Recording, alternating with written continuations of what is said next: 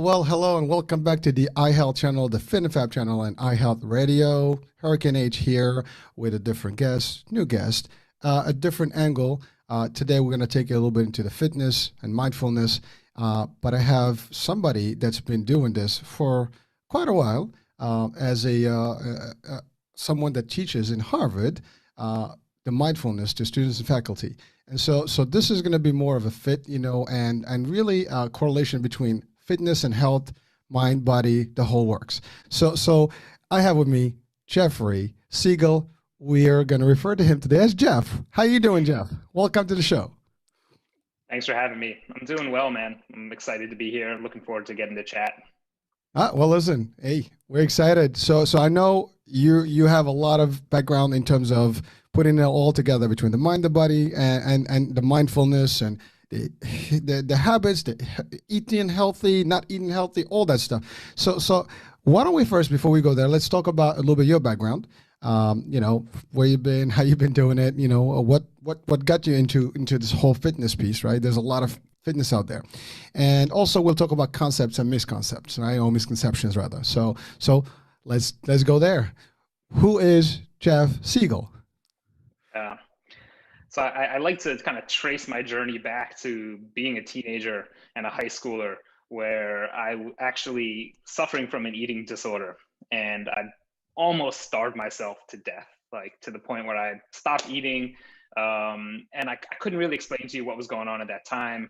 There was like this little voice in my head that just sort of took over and said, control food, count calories, stop eating, and so I learned a ton about nutrition and metabolism and all these things, but I did it in such a harmful way to the point where I actually had to drop out of high school. I had to be hospitalized for a little while, and I was just in a really, really dark place. I was physically a wreck, mentally just really kind of depressed. And so I think my journey began when I started to crawl myself out of that dark place back to a place of health and healing. And that journey involved so many different components, and exercise and movement was a huge piece of that for me, and learning how to move my body in a way that I could get stronger and get more mobile, but do it in a healthy way. And then also, learn how I can feed myself and what kind of nutrition is going to be right for me. And then also learn how I could work with my mind and my thoughts. And that's where the mindfulness piece and the meditation and a little bit more of the kind of spiritual side of personal growth came in for me. And so this is something that I studied. I've been living across the world, and I've been teaching, trying to bring all these different facets of sort of science and spirituality, health and fitness, mind and body together in service of helping people live better lives, so like less pain, less suffering, less harm to ourselves and to other people. Well, that is very interesting because it took some serious event that got you into it. But if you don't mind me ask, something triggered your first behavior where you really felt that you needed to look better or do something, and ultimately went extreme, which a lot of people do today. And, we've seen, and we'll talk about that in a minute, where different types of diets and different types of exercise programs, and people think that they work and then ultimately may take them the wrong route. So tell us about that piece, and then maybe we'll expand from there. Yeah. I like to use the word extreme because I think that's such a good word to characterize the culture that we live in when it comes to fitness, when it comes to diets, right? It's like we've gotten polarized into these extremes, right? Where it's like, and I don't want to like critique any single one, but there's, so you got like meat only on one end, right? You've got like, you're vegetarian, vegan only on the other end, or you've got people that, swear by like, I'm only going to do kettlebell workouts, or I'm only going to do calisthenic workouts. It's like people become so divided, and they get really, tribal in saying like, this is the one right way to do things. And my approach is saying, you know what? There's a lot of right way to do things. Like all of these camps, I think, have something important to teach us, right? But it's like, how can we pull out those important truths and put them together into something that's a little bit more inclusive? Because I feel like that's what's going to work for most people in the long run, right? And I think that's the other thing here is like a lot of stuff can work in the short run, and sometimes going to one extreme is helpful in the short run, because if you're coming from a place where you're really out of balance, and let's face it, like a lot of us and a lot of our lives are really out of balance when it comes to movement and exercise and nutrition. So sometimes we need to go all the way to the other extreme to kind of like pull things back. But like in terms of a long-term sustainable solution, I think we need to be looking about how we can piece these things together. Well, I refer to that as a almost the analogy of a relationship, right? I mean, it's not something overnight. It's a long-term commitment, and and it takes all of the above. So it's food, it's mind, body, it's the exercise programs, and to your point, it's not one style, and it's a good thing to have a little bit of all, and that's where I stand. I mean, taking a little bit of a piece of everybody, right? Meaning a little bit of food camp if I have to, a little bit of taking care of my meals correctly, and depending on the time of the day, so on and so forth. Looking at calorie counts, all the stuff that you can use, but really just I mean, I've talked to dietitians over years, and one thing they've always agreed on is you don't have to deprive yourself of everything. You just have to do everything in moderation. And so, and I think, I mean, that's a a great rule to live by. But again, to your point, some people will probably get to a position in their life where either they get too heavy in terms of weight, or too skinny on the other contrast, right? And then ultimately they want to turn it around, and so they go extreme to just filling out the blank, and that could be really something that will work for a period of time. But is it consistent? Can you sustain it for long term? And that's usually where it drops. And when it drops, it probably gets worse. And that's you really, I know, think, what I've noticed. Yeah. So go ahead. yeah.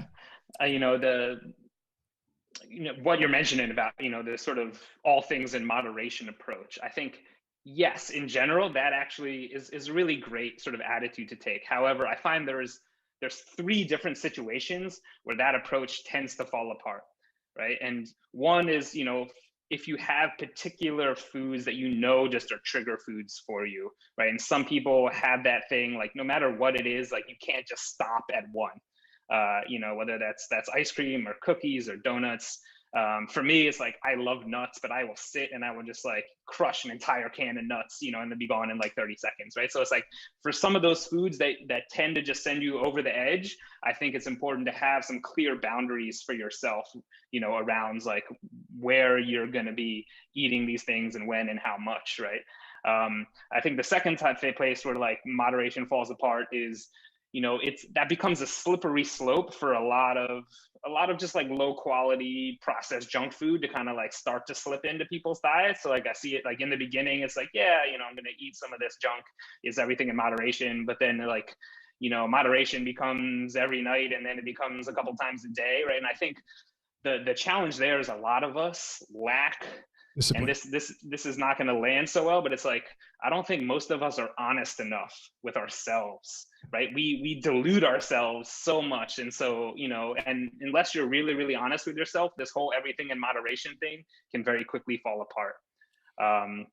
And then I think the third thing that tends to get in people's way is like just the complexity of it all. Because if you're saying everything in moderation, it means like you're making all of these complex calculations of like, well, when was the last time I ate this thing, and am I going to eat it again this next time, and how does this fit in with all my other macros, and what did I eat before? And it's like there's the nutritional decisions that we make are so complex, and I think it's overwhelming. There's an overwhelming amount of complexity, and most of the times like our brains, our cognitive apparatus cannot handle it. So what do is like we just oversimplify. We just fall back on old patterns because we just revert to what worked for us in the past, and a lot of times what worked for us in the past is not going to work for us in the future.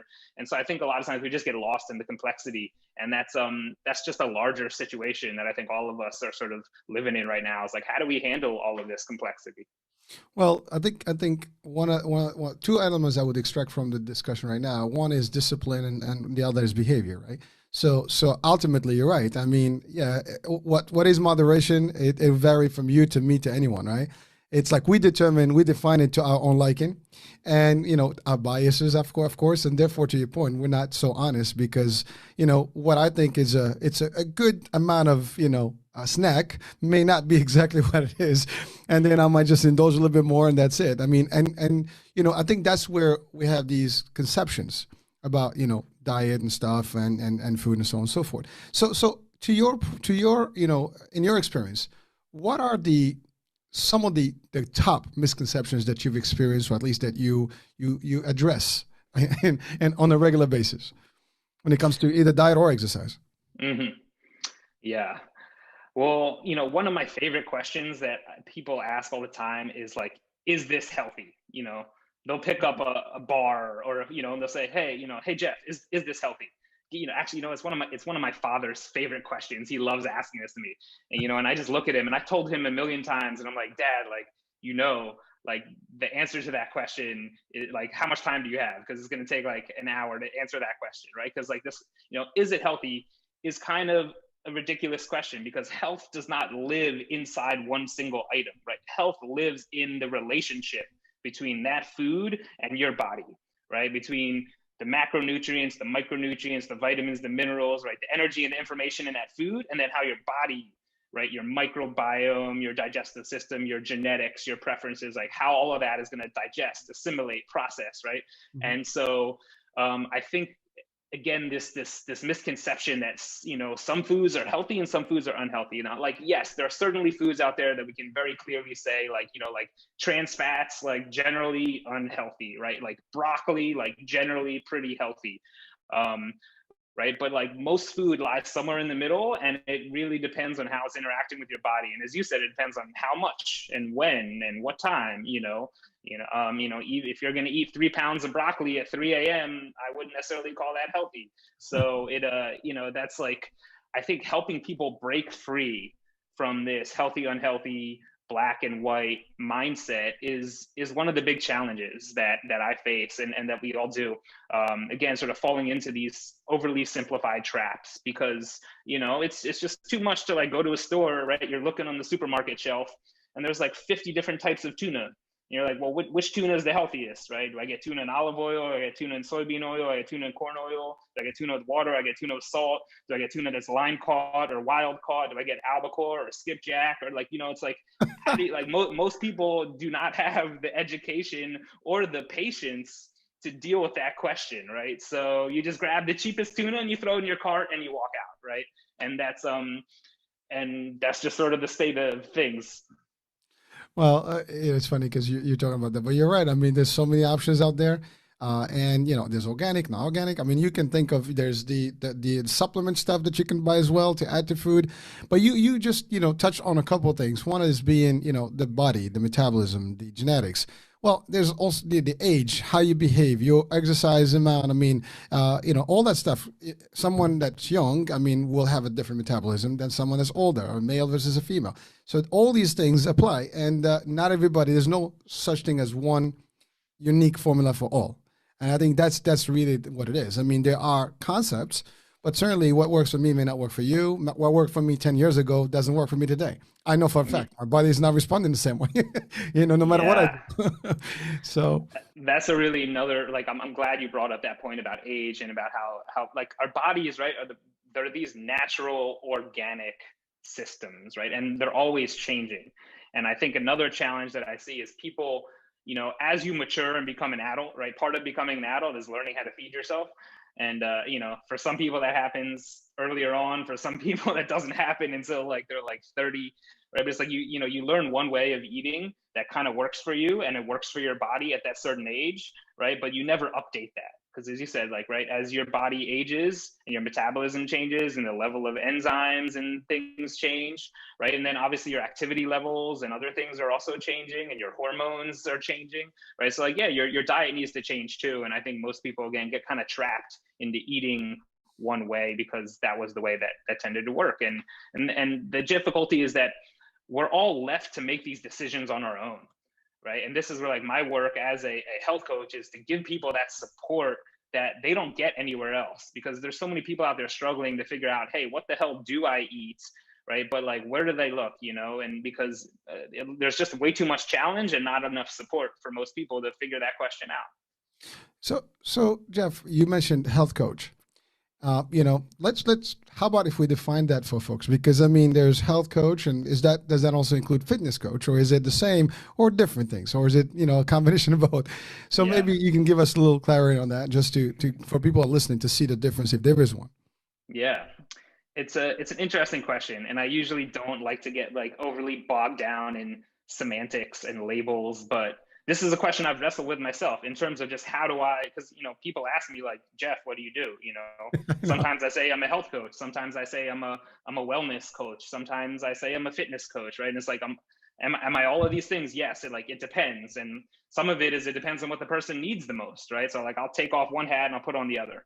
But for me, I just sort of think of health and well-being together in this sense of, not just being free from pain and disorder and disease, but it's really an expression of like, how energetic and joyful and excited are you to be alive today, right? Like that's true well-being, right? That's when we go from surviving to thriving. So I just want to help people move along that continuum, right? So they can get out of whatever sort of sucky or feelings that they're in and move into a place where it's like all these parts of their life, right? The physical, the mental, the emotional, and then the relationships and all the other things that surround that, right? Feel like they're working for them rather than against them. well, thank you. I mean, I didn't mean to put you on the spot there, but I think, I mean, you just defined it. You defined it actually perfectly, because you're right. There is no, I mean, we can give titles to different things we do, but really, to your point, it's all the above. I mean, you work with people to keep them, in a good place health wise, and that could include the fitness components and the right advice and so on and so forth. So I get it, and I think it's a pretty simple, simple concept in a way. And at the end of the day, it's getting the message to people and getting the assistance for them.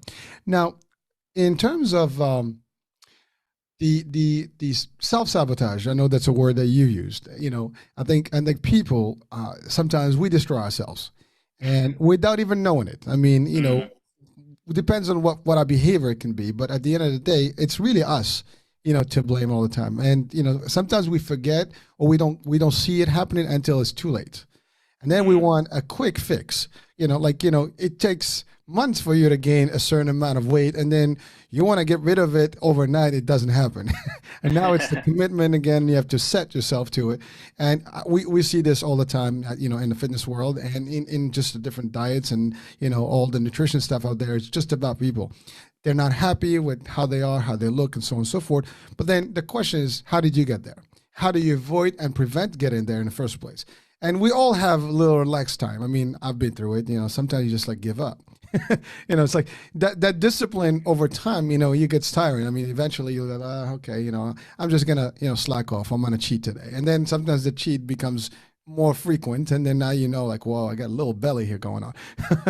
So how what would you say to people? How can they prevent that? I mean, or at least be aware of it. yeah. I like the phrase that you use, like discipline over time. Because if somebody asks me like, how do I get results?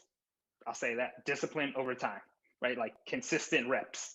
And I don't just mean like, squats and push-ups, but yeah, like that can be part of it if you want it to be, right? But it's like that daily practice, right? It's like, how do you show up every single day without getting in your own way? And that's the self-sabotage piece. And again, I think a lot of us like don't have a deep enough understanding of human psychology to recognize that, like, our minds are not just one thing, right? Like our minds are actually filled with a lot of different belief systems. A lot of different ideas are floating around there. Some of them are kind of our own. A lot of them are things that we just inherited from society, from our teachers, from our family, right? From our friends, right? And they're kind of all drifting around. And so we have a lot of different voices in our head, right? And so this whole idea of self-sabotage, I think, is just like, we need to pay attention to all the different parts within us and how some of those parts are actually in competition with each other, right? They don't agree because they want different things. They prioritize different things. They value different things. There's a part of you that says, yeah, I want to get healthy and I want to lose some weight. Okay. But there's also another part of you that says, you know what, I'm pretty comfortable just sitting on the couch and eating my chips. And it makes me feel safe. It makes me feel happy in that moment. Right. And so like now we've got these two different parts. And the question is like, which one's louder? Which one's in the driver's seat? Right. Mhm. And that's, it's like, I think we need to just give a lot more attention to how, like, yeah, we all have these parts. And I think it's also important not to necessarily demonize them. Right. So like, as you said, like the part of you that sort of sabotages or gets in the way, or makes you unhealthy, or makes you become overweight, right? It isn't trying to destroy your life intentionally, right? It's just usually it's just trying to keep you safe in some way, right? These are parts that are trying to protect us, because something somewhere inside, it feels kind of vulnerable, and so we're just trying to protect that. Unfortunately, right, what happens is we try to protect that vulnerability by using food in a maladaptive way. So our coping mechanisms aren't really very good ones. And that's the problem. So if you can learn to upgrade the coping mechanism, honor the part of you that was actually just there to try to protect you, then you can actually start to kind of unwind the psychology. And now you don't have all these parts fighting with each other, but you actually are getting everything to work together on the same team. And for me, like doing that inner psychological work, I think is an important piece of making sure that that outer physical work, right, the consistent reps over time actually gets done and keeps going. Well, so Jeff, you're referring to a full mindfulness of the whole concept, right? I mean, is that what we're talking about here, in terms of Yeah, I how you mean, define that? mindfulness is a huge piece of this. Mindfulness is what I would say is the tool that gives you that self-awareness, right? Is the tool that you can develop to look inside yourself and begin to notice that, hey, like, yeah, like there's a part of me or a voice or a belief that I have over here that says this, and guess what? There's another part of me over here that has this. So mindfulness is that power to introspect, that power to observe ourselves. Because once we then have that awareness, then it gives us some more choice. Because a lot of times, as you said, we get in our way without us even knowing it, right? Because we're not even aware of all these different things, and therefore we don't have any choice. We can't do anything about it. So how do we, I guess, achieve mindfulness in this case? I mean, it's got to be triggered somehow, right? I mean, there's awareness and mindfulness right now. So which one comes first? Or is it even the same, right? It's kind of sounds a Yeah. little kind of intriguing here. Of course, and this is where it's like we could spend an hour sort of unpacking the definition of mindfulness, and people argue about this all the time. Like, what is it? And for me, mindfulness is about coming to the present moment, right, with a sense of curiosity and a sense of kindness, right, and that's important. Both of the have both of those pieces there, right, because you can be really present and aware of the moment, but you can be a total jerk towards yourself and towards other people. So what we're trying to do is we're trying to be as aware as possible, right? 360 degrees, three dimensions, aware of what's going on outside of me, aware of what's going on inside of me, right? This is sort of that 3D mindfulness, right? But doing it in a way that maintains this sort of openness. I'm open to possibilities. I'm receptive, right? I'm not judging all the different things that are happening. And that's really, really freaking hard. But that's why practices like meditation are helpful, because they build that skill. They build that ability to be present without constantly judging yourself or constantly getting in your own way. That's pretty. I think that summarizes the concept for me. I hope people are getting that. But so I want to ask the question, and it's almost going back, into some of the topics, the things that we discussed earlier about eating habits, right? Mm-hmm. So obviously you're aware, you're mindful, you try to get everything done, but why is that people that they don't know how to kind of form a certain pattern of eating healthy? Oh, what is even eating healthy? I mean, we talked about different things, picking extreme measures, but is there a formula that is that if someone applies it, at least in your world, something that can be almost a success formula for eating healthy and staying healthy and really building a good behavior? Yeah. I love the work of David Katz, who's a physician. He's started something called the True Health Initiative, right? And then also the work of Michael Pollan, if you've read his books, right? He summed it up, right? Pretty basic, like, eat real food, mostly plants, not too much, and I think as we said here, this is sort of almost a little bit of a paradox. Like, nutrition is incredibly individual, right? As we talked about, because of your genetics and your microbiome and all these things. So it's like, what works for your body, right, is not going to work for my body, right? At the micro level. But at the macro level, if you zoom out, right, and you look at humans, right, humans as a species, we are a species of mammals. You can say with like pretty good confidence that there is an overarching dietary pattern that works well for humans, right? In the same way that you can go to a zoo and say, hey, like, chimpanzees eat this, and and over here, like, polar bears eat this, right? And if you feed the chimpanzees what the polar bears eat, like, they're gonna have all sorts of metabolic problems, right? And so I think that the overarching pattern for humans, as we said, it's like eating whole, unprocessed foods, right? Most of it is plant-based. You can include meats and fishes. You can include some dairy if that kind of works for you, right? Nuts and other things, like that tends to be the basis that's going to get you, right, like 80% of where you need to go, right? And then from that 80%, then you start to fine tune it, of like, are you the type of person that likes a lot of meat and protein? Like, you actually do really well with that. Okay. Are you the type of person that actually does way well with like lighter, lower fat type things? And so that's where you need to start to experiment. And as you said, recognize that it's always changing. Well, I mean, that's pretty simple, process. I mean, if you think about it, I mean, it sounds simple. And I think it's so simple that it's hard to actually sometimes attain.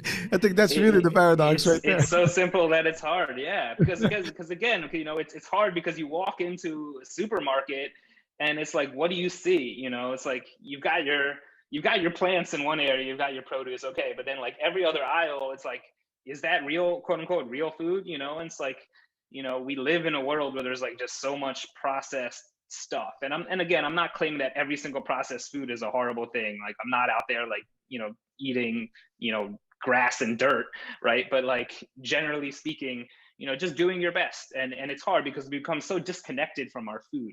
And this is part of the culture of convenience, where you just pull out your phone and you get on Uber Eats and you hit a button and you've got your meal delivered. And again, most people don't really think about it. We're making decisions, based upon cost and convenience, and taste, but health. Like, how is that impacting my blood sugar? How is that impacting my overall mood, my anxiety? Like, all of these things, I think people don't necessarily see that like food impacts all of that stuff. And so it's just like learning to respect that relationship. And I think if we all got a little bit more educated on our food and where it comes from, we would maybe make different decisions about what we actually put in our body.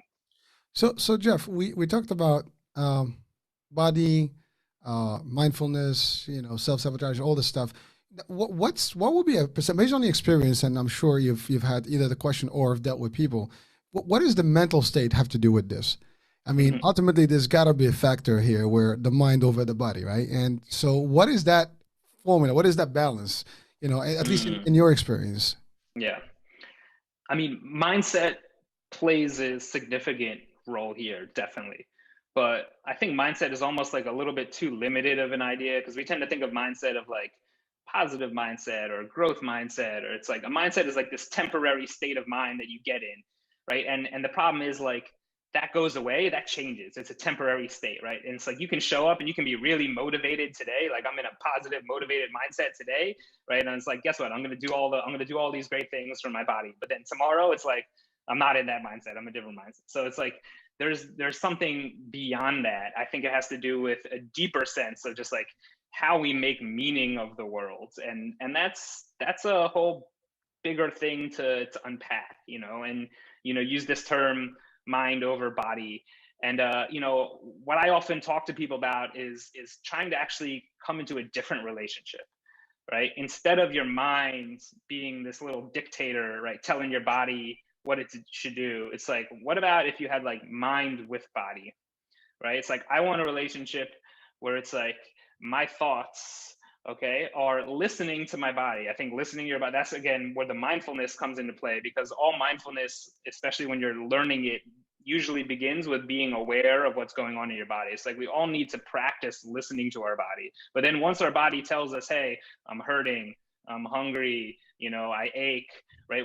We need to learn how to interpret those signals. There is a lot of times where we misinterpret it because A, we either don't trust our bodies, or B, our bodies say our bodies say, hey, I'm hungry, but we need to verify that. And this is where the mind part is really important, right? Because sometimes our body signals, because we live in such a crazy artificial world, have all been jumbled up, right? And so it's sending us signals that aren't necessarily optimal signals. So it's like there's a time and place for some mental discretion, but then there's also a time and place for just trying to kind of listen to your body. And again, it depends on where you're coming from.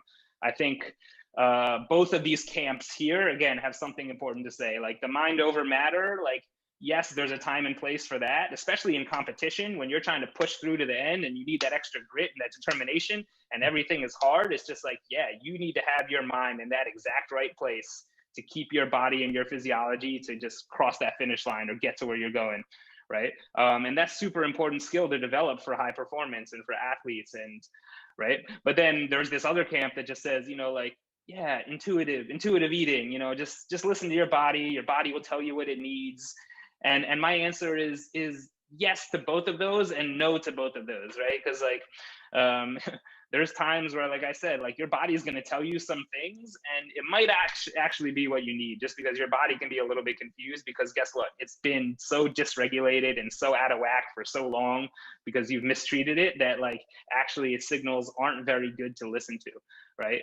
So it's like we need to find what is that middle ground, and that's I wish I had a simple answer for you, but that's something I'm still working on myself, my friend. Well, actually, I think to me, you've hit on it. I mean, because I think there is no one that has to be better than the other. I think it's got to be equal. I mean, the body has to give, and the mind has to give, because it's like pain, right? You get pain, it sends a signal to your brain. Brain knows that there's pain. You have to stop doing whatever you're doing, right? And vice versa. If you get a sugar craving and you know it's not good, I mean, now you got to be conscious about it and you got to stop, and vice versa. And also you need to give good nutrients to your brain to maintain it. So I think in everything it has to be balanced. I think in life, we have to have balance in everything. And even when in this particular, concept, or at least in this scenario, that should be as just as important.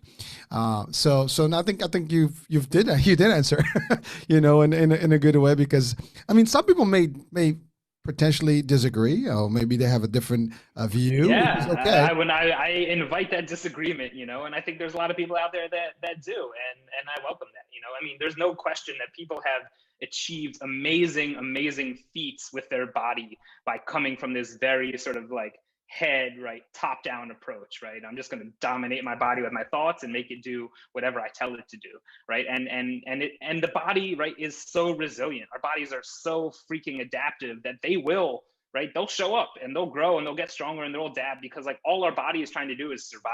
And if we push it to the edge, like it will come with us, but it comes with us at a cost. And I think for most people out there that are simply just trying to like wake up without a lot of pain in their body and to look in the mirror and be like, more satisfied than dissatisfied with what they see, right? It's like, we need to find more of that middle approach. And I like what you said. It's like sometimes the body has to give, sometimes the mind has to give. We need to have the wisdom to know when to do what.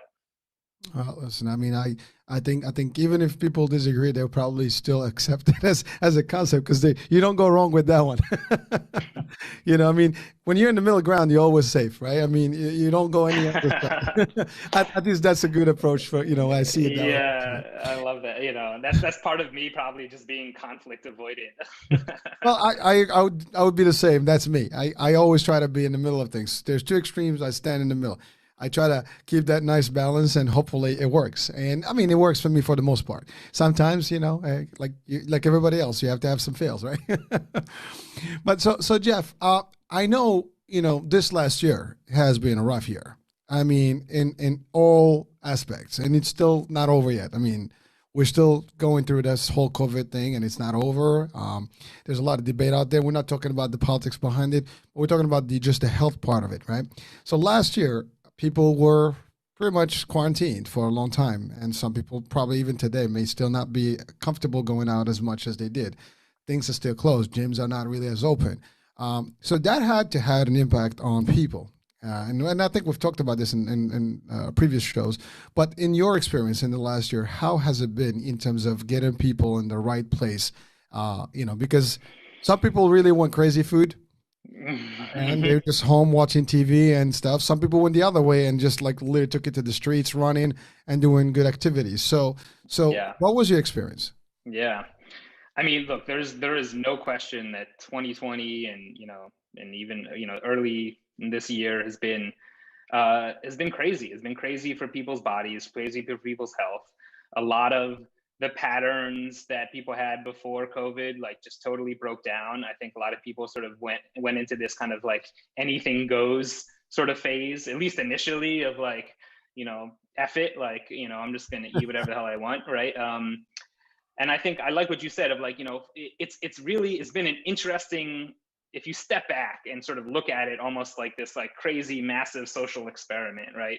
And it's like, we're going to take the entire society, we're going to lock them in their homes, right? We're going to prevent them from going to all the places that they like to go, and we're going to prevent them from seeing all their friends they like to see, right? Like that places an enormous amount of stress mentally and physically, right? So like mentally, right, we don't have the relationships that we have with people. We're missing that social contact, right? We lose so much when we don't get to have those interactions. Like, thank goodness there's freaking Zoom and FaceTime and all these things. At least that's like a little bit of that, right? But it's like, we need each other. That actually helps co-regulate our nervous system, right? It's like, if I'm feeling really anxious, the worst possible thing I can do is sit in a room by myself, right? But if I'm with other people that are also in a little bit more of a calm state, then those other people can actually help calm me down, right? And so that's how social relationships is so important for mental health, for other reasons as well. And then for physical health, obviously, like, we're stuck at home. What does that mean? That means limited movement. That means a lot of time sitting. That means less time outdoors, less fresh air, less sunshine, right? And all of these things also then put a strain on our bodies. And so, yeah, across the board, I've seen, I think, overall a lot of health deteriorate, but there have been some positive things. I think, my hope, I remember saying, like, back at the beginning of this, like, my one wish was like, if people are stuck at home, maybe they'll start cooking more. I'm like, True. if you've got no other options, like, maybe you'll learn how to cook a little more. Because I think, this goes back to the food conversation. It's like learning how to cook, and just cooking more meals for yourself is one of the best things that you can do to take back control of your own health, right? And then another thing, this comes from the work of Dan Siegel, he's a neuroscientist. He talks about when we're looking at complex emergent systems, and guess what, our bodies and our nervous systems are these complex emergent systems. When you put them under stress, one of two things happen, right? They either move towards rigidity or they move towards chaos. And that's always stuck with me, because you can look at like how somebody is handling the stress of the pandemic. Some people get overly rigid, right? And it's like, I'm gonna just do this one thing, and I get really, really stubborn, or you kind of like double down, right? Or some people are just, like you said, sort of like anything goes, F it, I've got no routine, I've got no schedule, I'm not gonna track anything, I'm not gonna care, right? And so I think it kind of pushes people towards one or the other of these extremes, right? And again, in terms of long-term sustainable health, like, neither of those are particularly good places. You don't want to be hanging out there for too long. And that comes back to like, all right, how do we reel it back in, pull it back together? Well, and you're right. I think that's where we are today. I mean, some people are just coming back out, to try to get back a little bit of balance in their life. And I think that is tough because, a lot of people gain weight. And I mean, I can even speak for myself. I mean, I picked up a couple of pounds. I mean, I do exercise, but certain things I did before I could do it. Then the winter came, and so kind of like it shut down a lot of stuff. Activities I used to do, like my gym. I had certain things that I did at the gym I couldn't do at home. You can do all the good stuff home, but it's not the same, right? So you go outdoors, but again, if there are no people with you, sometimes it's just a little lonely. You want to do activities, and again, the social aspect of it. So people are getting slowly but surely back in track, I would say. But certainly, they have to be aware of, that you gotta balance it out. And yes, things will get better. And I think a little bit of positivity will help as well. But you're right. One of the things that I've noticed, even, in our household, I mean, we stopped eating outside, so everything was pretty much fresh. You get your stuff, you cook it, less MSG, less salt, less sugar, less all that, and less oil and saturated fat, whatever. So it was all good stuff. So in a way, I mean, we saved money. That's another aspect. So there's always a Yeah. good side of things, right? You look at the bright side of everything. But Yeah, I think it's important to, to highlight the silver lining that could exist, and for certainly for some people, one of those other ones is like, look, I miss going to a gym, and I miss having access to, all of the fancy gym equipment, but it's also, I think, incredibly freeing to know that it's like I can move my body, I can get a great workout, I can stay really strong and really mobile, right? Without any gym, without any equipment, right? It's like, so teaching people, right, to be their own gym, that you can have that sense of strength and physical autonomy, and you can do it basically in your living room or in your backyard. Like, I think that's a really important thing, because and so I see this, it's going to be interesting to see how the trends play out in the fitness world, over the next year, because everybody that was so used to going to a gym or so used to going to their favorite studio, a lot of people are now used to working out at home. And so, I think some people really, have found some comfort in that.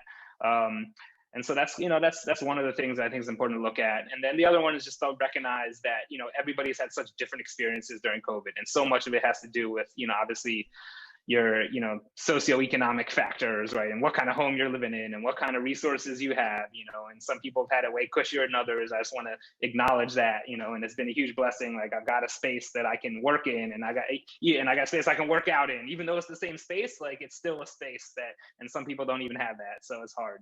no, and you're right. I mean, it's been a tough year. I mean, and certainly like in the cities, in metropolitan areas, I mean, there's not much space you can do. You are quarantined home, and if you have a few people in the house, I mean, you share the same space, school, everything, work, and sometimes very difficult. So it's been tough. I mean, yeah, outdoors is sometimes a good place to be. I know in the spring and the summer, people are out there, trying to get into some workout level, but to your point, if you're home, but you're right. There are a lot of programs that came on, after COVID to help people indoors, and there's so many now new apps. I mean, our program is the same. I mean, we turn into a virtual program and training and things like that. So you make the best of what you have, right? I mean, that's really what it is. So, but some people took advantage of it, and to your point, but it does not replace being at the gym. It does not replace the social aspect of it, but Yeah. certainly it has its own I guess pluses in the scheme of things. It's still a good thing. It's better Hmm. than nothing, but is it the best? Probably not. And but it helps people right now, even from work, right? If you think about it, even the way we do employment now has been transformed. I mean, a lot of companies, they don't even see the value of having an office because people are working home and delivering. Yeah. So it changed. I mean, a lot of it's almost like it proved some things that people didn't think about before, in terms of like their work. And telework is one, telehealth is another, Hmm. virtual sports are now another. So I mean, we've learned few things that can still be part of our future, but it certainly doesn't replace the things we had and we took Yeah. for granted. So And I'm gonna say something that I think might be fairly controversial, I think, but that, a lot of gyms and a lot of fitness really fails. It really doesn't help people like radically transform their bodies, at least not in the long run, right? For me, and it's like, you go to the gym and it's like there's that group of people there, and you go back to the gym a year later, there's that same group of people there, but guess what? Like, all their bodies look the same, the really jacked dudes are still really jacked, and the really overweight dudes are still probably really overweight, and this is just coming from my own experience. And of course, I know that's not universally true, but I think for a lot of people, this is true. And so I think that the thing about gyms that's been so hard, as you said, is the social aspect. Like, what makes going to a gym so important for your health, and again, I'm thinking about health not just as physical but sure. mental and emotional, right? Is that you get to see those same people over and over again, right? Like, it becomes this place. It's like a club. It's right. It's a membership. You get to know the people. You have relationships.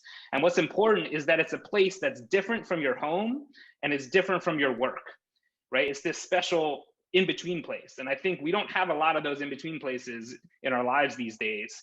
And so to have that in-between place with a group of people that you feel connected to has such an important benefit for your overall social and emotional well-being, that I think that is the real benefit of having gyms, and of course, yes, like, do your squats, lift your weights, go for your run.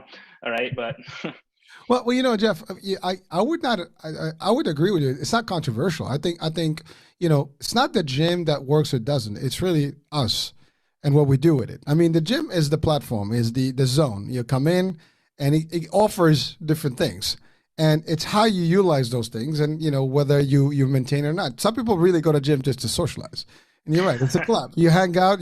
I've seen people like they spend hours just chatting, and maybe a couple pumps, and that's it.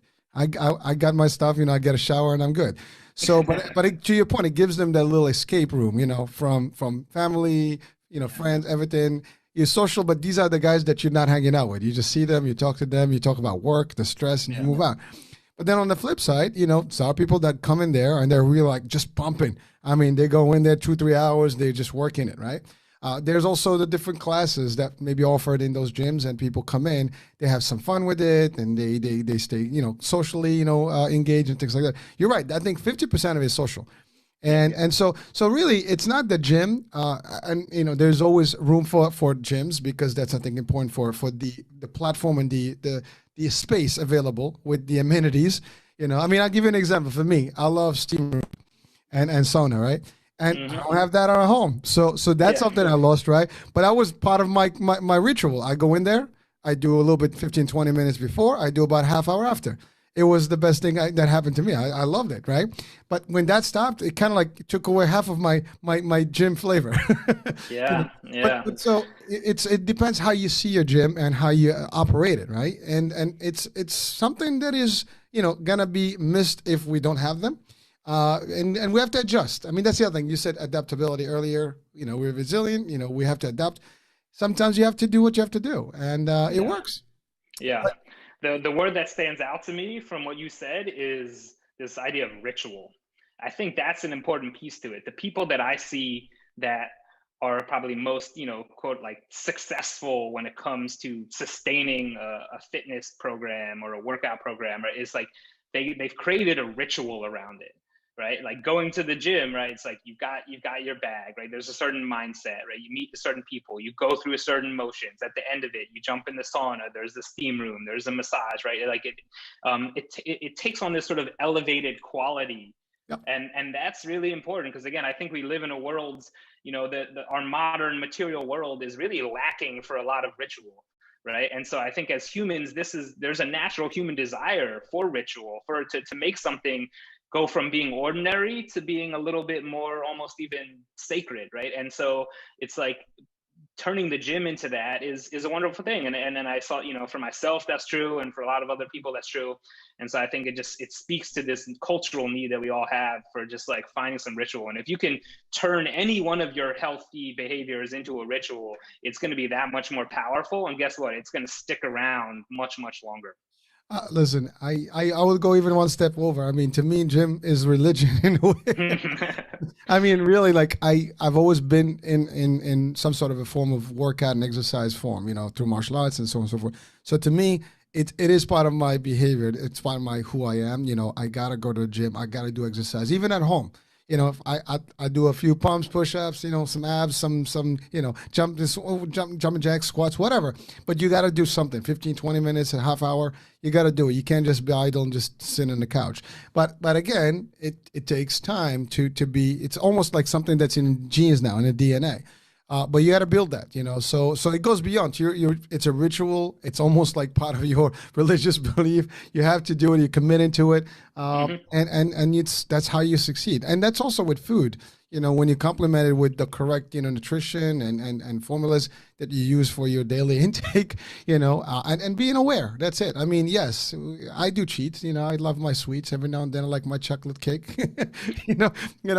I have a weakness. I see chocolate, I gotta have it. So, the question is how much of it I have and when. The term religious, I think, actually is very accurate. And I think it's true with gyms and fitness, and it's also true in the dietary world, right? And we live in a world of a lot of dietary dogma, right? Where again, we talk about it's like, if you're it's like being gluten free or being paleo or being vegan is like being a religion. It's like, it's very similar to back in the day when people would say, I'm Protestant or I'm Baptist or I'm Catholic, right? It's an identity that we hold on to, right? And sometimes it's like very visible and we throw it in people's faces, right? Sometimes Yeah, maybe you less need. so.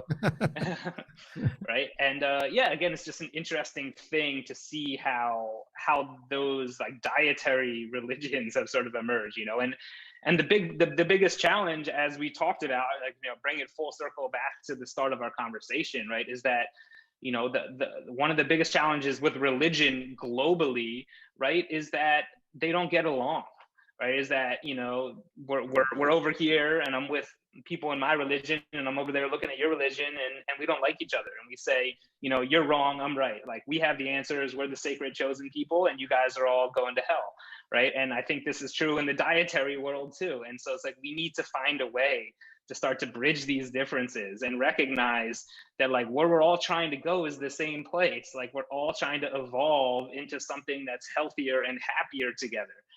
I actually love that. I mean, to your point, we can coexist in every aspect of the way. It's just a matter of us willing to. I think that's really what it comes to. I mean, there's people who have these biases and they just prefer their style, or it works for them. They just think that's the only thing that works. There's multiple ways, that you can do things. There's no one. I mean, you got to think about multidimensional versus like just 1D or 2D. And Yes, yes. I think that's really what it is. And like I can relate to it from a martial arts aspect, right? There's so many of them, and they're all beautiful.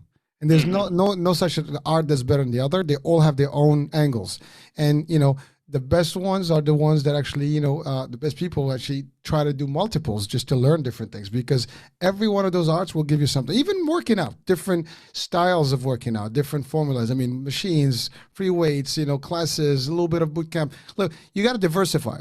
It's just like working different angles of your body. I mean, if you just do one set, one style, it gets dull over time. I mean, and it gets boring, and eventually you will lose the traction. And I think that's another angle to it. I mean, it's not just one way. It's you got to be open to get more. And Yeah. I mean, it's true. And that's definitely been my path. Like my path is a broad path. It is holistic. Like I am always trying on different things and like pulling the little bits from them to try to piece them back together into something. And I studied martial arts for most of my life as well, as a big part of my sweet. life. And I started with like basic Kempo karate, and then got into a little more BJJ, and like ultimately like I started doing mixed martial arts stuff, right? Like combining it together. But then, and there's always going to be this trade-off though, right, between specialization, Sure. right, and then having a real broad scope. And so you just got to recognize that, right? Like if you're the type of person that you love a particular type of martial art, or you love a particular type of movement, and you want to get really really good at it, then yeah, like Go for go it. all in on it, right? But Yeah. like recognize that that comes at a cost, and especially at a cost for your body. So again, that's why I say, it's like I think for the average person trying to be just generally, quote unquote healthy, that level of like general physical preparedness, recognizing that like if you just do one type of strength training, right, you're missing a whole lot of other stuff. Or if you just do yoga, you're missing a whole lot of other stuff. And so when you can, develop a more rounded fitness program, and you can look at the body in its natural context and ecosystem and how it was meant to move, and incorporate that in, you're gonna get better results. Most definitely. And again, listen, we can give opinion and we can give advice, but I mean, people will ultimately have to do their own research, and I guess they got to do fact findings, right? So Jeff, I mean, we're coming to the end of the show, and it's been fun. I mean, I think we've really had a nice little exchange here of ideas and thoughts about fitness and the correlation to health and healthy habits and healthy behavior, both mentally and physically. So Jeff, you're operating from what is your I mean I My know. home base, yeah. Yeah. So I'm up here in Boston, Somerville to be specific. So I'm up here in New England. And prior to COVID, I was working with clients locally, but I work with people all over, remotely, doing health and wellness coaching, doing mindfulness and meditation work, doing more of the just personal development, personal growth type of stuff. So it's real easy to just find me at Jeff Siegel Wellness online. All right. Well, that's exactly what I was asking. So if you want to reach out to Jeff, I will have the link on the actual description of the show. So please feel free to reach out to him, get advice, and and see where that goes. I mean, certainly got a wealth of knowledge in terms of guidance and potentially help you get to the right mix of formula that you need: health, body, spirit, the works. So Jeff, it's been a pleasure. Thank you for being on the show. Folks, you're watching on the iHealth channel and the FitnessFab channel. Thank you for watching. If you're listening on iHealth Radio, I hope you enjoyed the show. And we'll be talking tomorrow with a different topic, different guests. So until then, have a good one. We'll talk soon. Ciao, ciao. Bye-bye.